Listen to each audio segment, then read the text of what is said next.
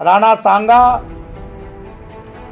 इस देश के लिए जो कार्य किया है, इस भारत माता के लिए जो कार्य किया है, उसको भूला नहीं जा सकता है। राणा सांगा ने 100 लड़ाइयाँ लड़ी हैं, जिसमें 99 लड़ाइयाँ उन्होंने जीता है और मुगलों शासकों को उन्होंने मार कर भगाया है कि आप मानसिक रूप से पागल हो चुके हैं। आपकी जगह पार्लियामेंट नहीं, पागल खाने में होना चाहिए।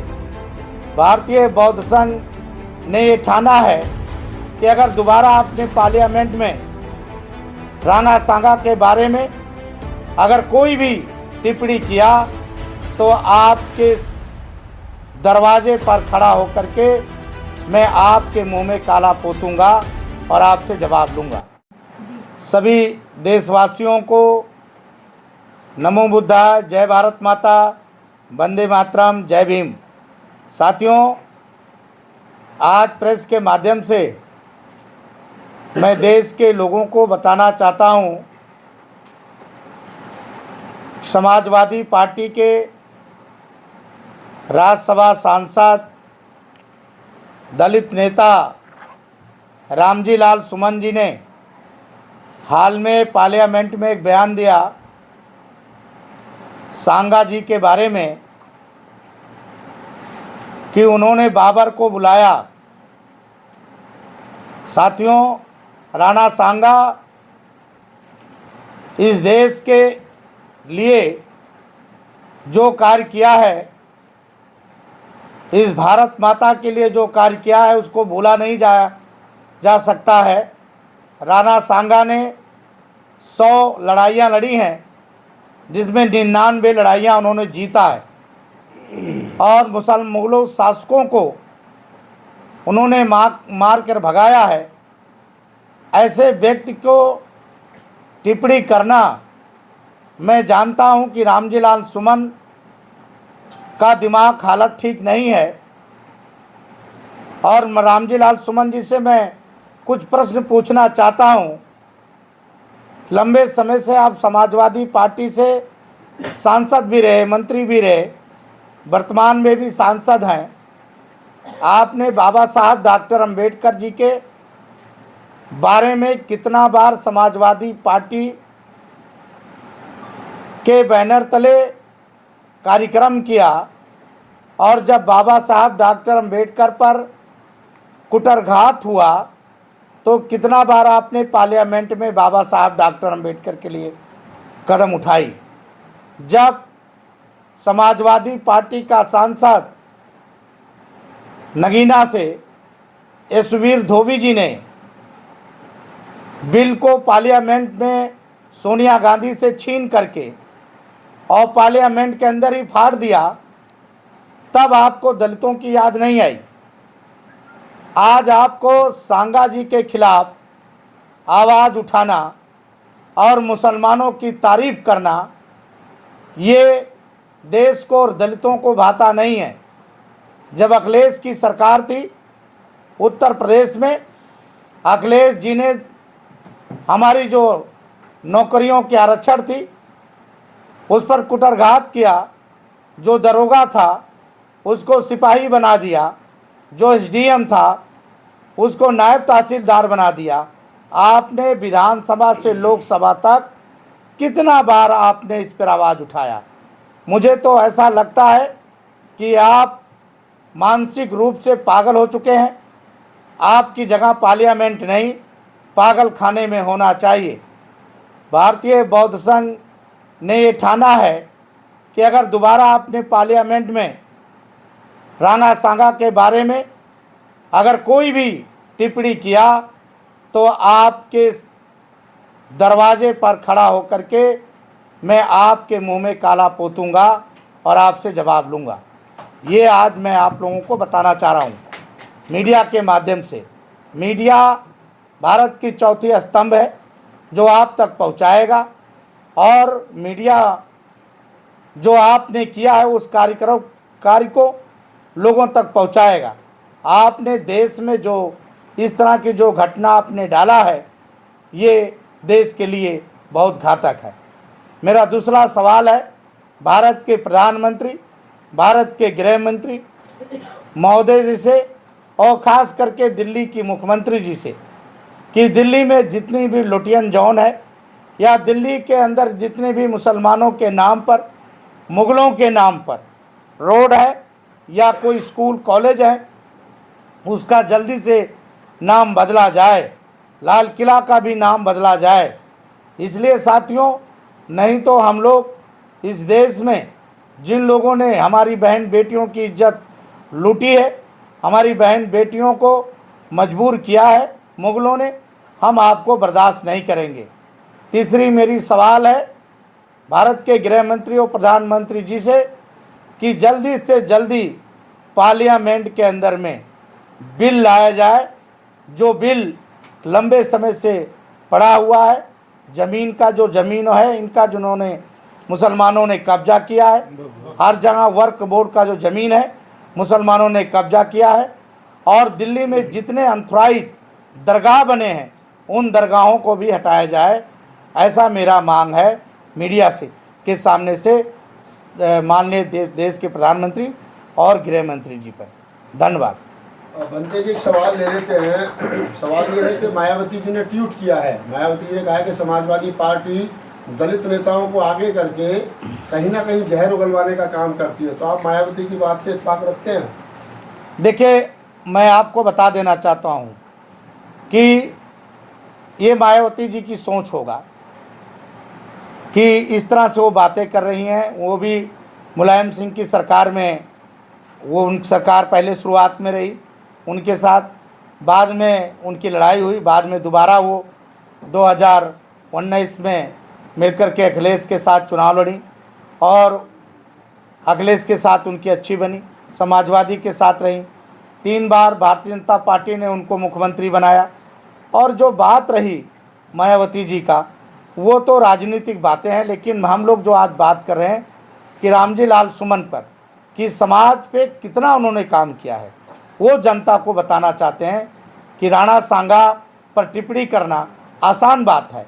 आज पूरे देश में जो करणी सेना है और जो क्षत्रिय सेना है वो रामजी लाल सुमन का विरोध कर रहा है, और कुछ छुटपैये नेता जो दलित समाज के हैं वो भी रामजी लाल सुमन का समर्थन कर रहे हैं।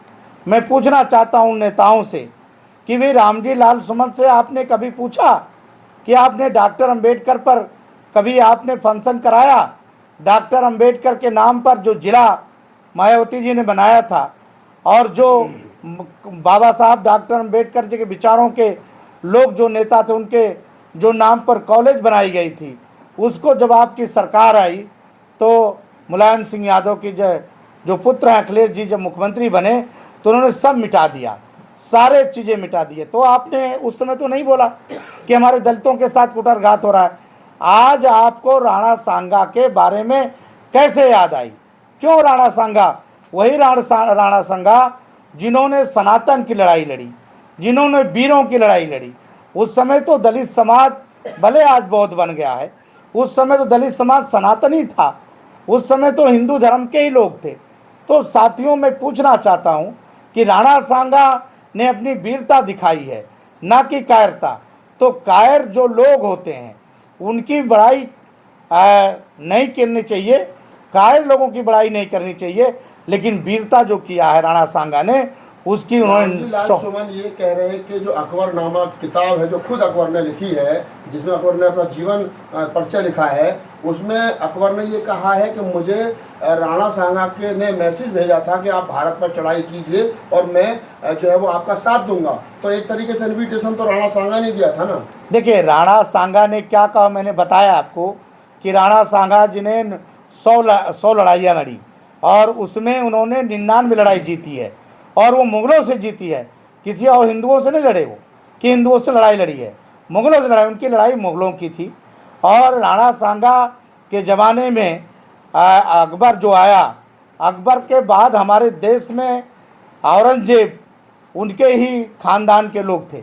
अकबर, औरंगजेब, तुगलक, ये जितने भी मोहम्मद गोरी, मोहम्मद गजनवी जो लोग आए, उन्होंने मंदिरों को तोड़ करके मस्जिद बनाया है।